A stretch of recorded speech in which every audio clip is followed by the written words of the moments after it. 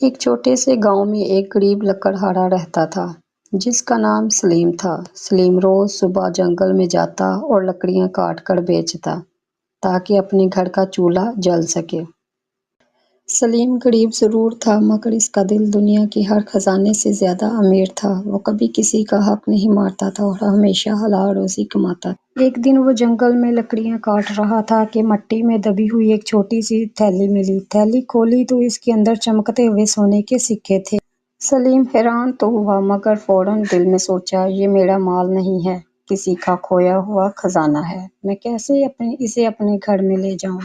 سلیم نے وہ تھیلی اٹھائی اور گاؤں کے چوک میں جا کر آواز لگائی، کسی کا مال گم ہوا ہے تو آ کر لے جائے۔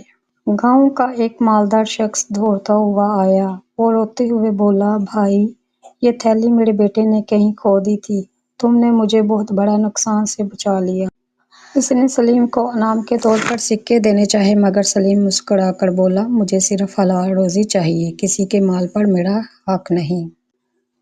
مالدار شخص اس کی ایمانداری سے بہت متاثر ہوا۔ اس نے کہا، ایسے لوگ دنیا میں بہت کم رہ گئے ہیں، تم نے میری عزت رکھی ہے۔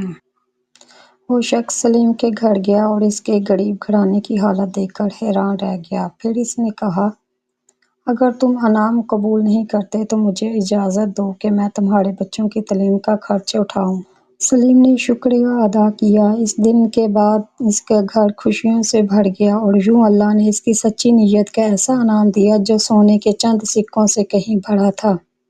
سچے دل کا رزق کبھی کم نہیں ہوتا، جو حلال کو چنتا ہے اللہ اس کے مقدر میں خیر لکھ دیتا ہے۔